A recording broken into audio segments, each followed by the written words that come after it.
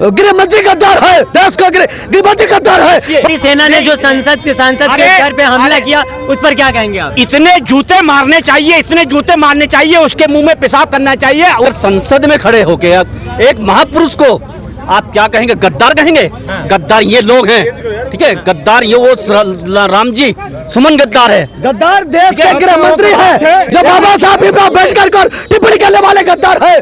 गृह मंत्री गद्दार है, देश का गृह मंत्री गद्दार है। बाबा साहब भीमराव अम्बेडकर पर टिप्पणी करने वाले लोग बाबा साहब पे टिप्पणी करेंगे, आप संविधान पे टिप्पणी करोगे। बाबा साहब भीमराव अम्बेडकर देश संविधान से चलेगा। आरएसएस गोलकर समरकर आरएसएस के हिसाब में नहीं चलेगा, देश संविधान से चलेगा। ये वही लोग हैं, कोई मतलब नहीं है। वही लोग हैं जो बांटने की राजनीति किए हैं, जो तोड़ने की राजनीति किए हैं, जो हिंदू मुसलमान को बांटने का राजनीति करते हैं, जो देश को खंडित करने का काम करते हैं। ये संप्रदाय मैं कहना चाहता हूँ कि ये इनके पास मुद्दा नहीं है। मैं कहता हूँ कि पास मुद्दा ही नहीं है।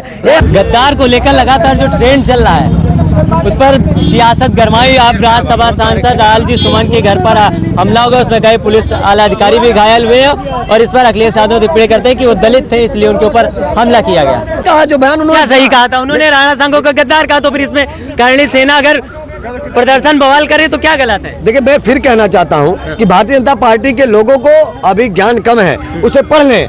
मैं आपके चैनल के माध्यम से बताना चाहता हूं कि फिर से पढ़ लें क्या तथ्य सही था। और जो सुमन हमारे सांसद जी ने जो कहा है, रामलाल जी सुमन जी ने, उस पर पूरी तरह गंभीरता से ध्यान दें उस भाषण को। और हवाई जो बयानबाजी कर रहे हैं जानकारी के अभाव में, भारतीय जनता पार्टी, इसीलिए मैंने कहा ना, अधजल अगर ही छलकत जाए। अधूरे ज्ञान को लेकर जिस प्रकार से ये लड़ाई लड़ने का काम भारतीय जनता पार्टी के लोग कर रहे हैं, हमेशा से इनका काम यही रहा है कि जब ज्ञानवान व्यक्ति तर्क करता है, जब दलित पिछड़ा तर्क करता है, अपने हक की बात करता है, तब इनको दिक्कतें होती हैं, तब ये हमलावर होते हैं पिछड़े दलितों पर। यही बात मैं आपकी माध्यम कर गद्दार कह के कौन से अधिकार की बात कर रहे थे?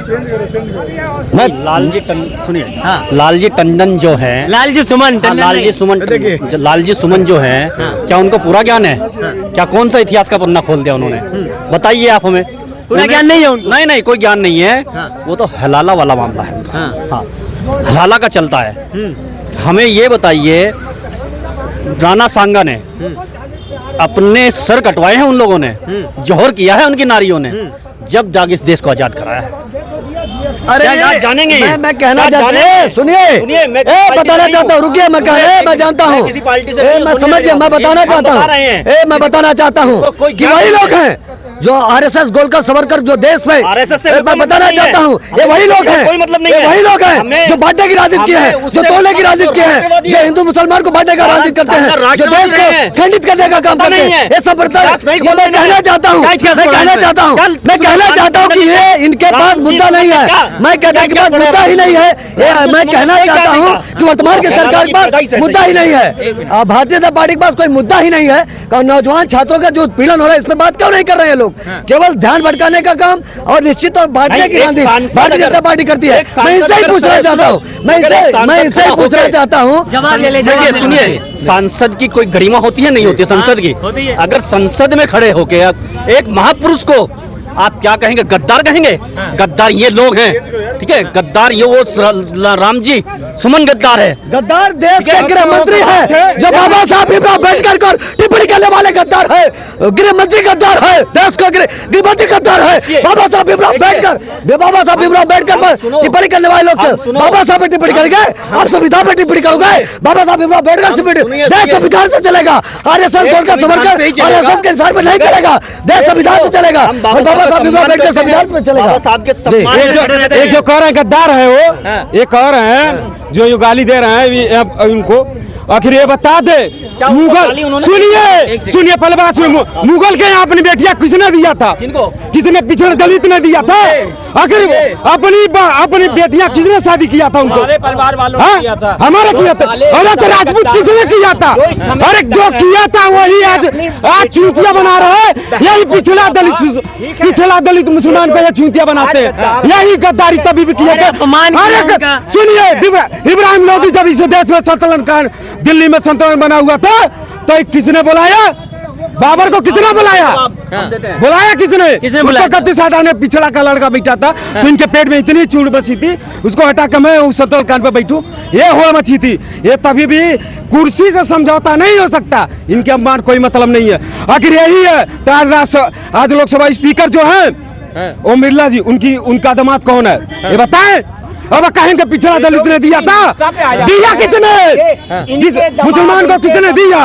दिया इन्होंने। जवाब दे रहे हैं, जवाब बताइए। ये इतनी निष्ठा पे आ जाते हैं कि उनकी लड़की ने किससे शादी कर ली, अरे अरे बात क्या हो रही है कि उसने जो वक्तव्य दिया है, सेना ने जो सांसद के घर पे हमला किया, उस पर क्या कहेंगे आप? इतने जूते मारने चाहिए, इतने जूते मारने चाहिए, उसके मुंह में पेशाब करना चाहिए, कीड़े पड़ेंगे, उसको कैंसर होगा। तो किसको? रामजी लाल सुमन मौत मांगेगा, इसको मौत नहीं मिलेगी।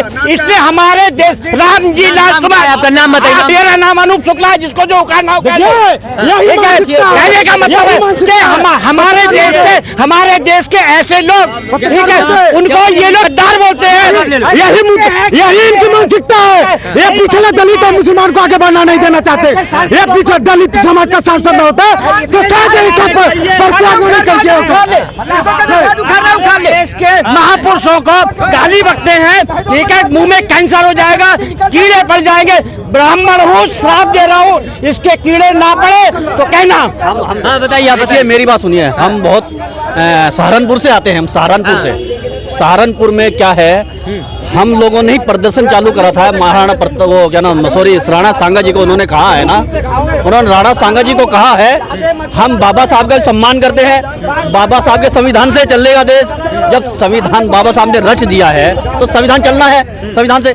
मगर एक आके रामजी सुमन आके एक महाराणा प्रताप जो महापुरुष रहे, उनको गाली देने का मतलब क्या है भाई?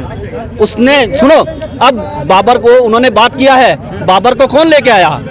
बाबर को दिलशान खान लेके आया है, जो इब्राहिम लोदी जो थे उनके चचेरा भाई था, वो बाबर को लेके आया था।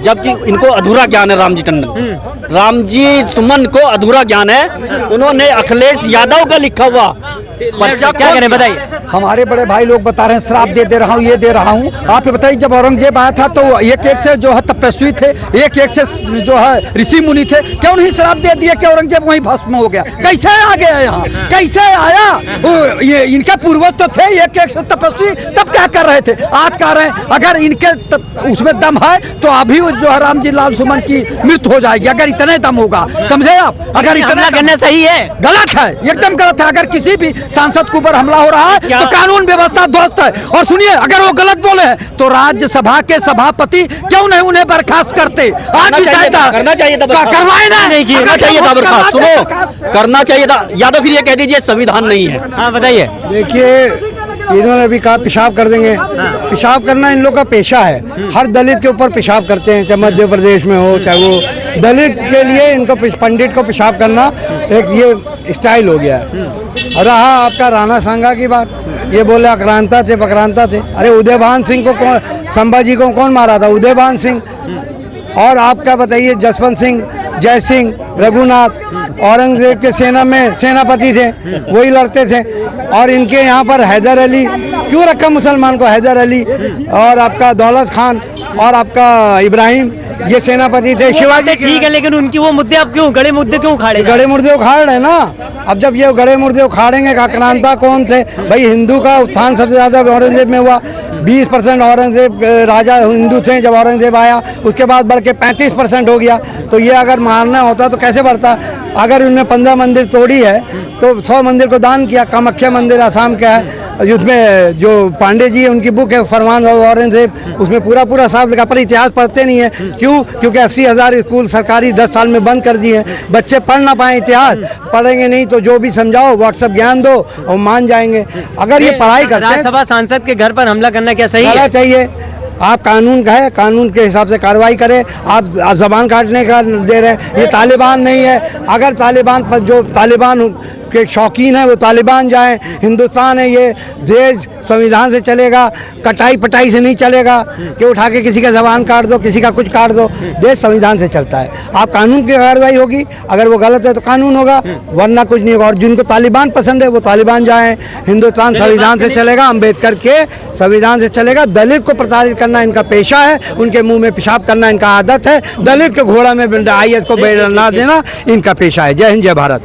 देखिए राज्यसभा सांसद के घर पर जो हमला हुआ उस पर लगातार बवाल मचा, उसी पर लोगों से बात कर रहे थे। आपस में लोग भीड़ भी गए, कहाँ की बातें कहाँ ले जा रहे थे, तमाम सवालों को लेकर लोगों से चर्चा की। लोग थे अपनी अपनी राय दे रहे थे। आप क्या सोचते हैं कमेंट बॉक्स में जरूर बताएं। मिलेंगे नए मुद्दे पे नए वीडियो में, तब तक के लिए बने रहिए हमारे साथ।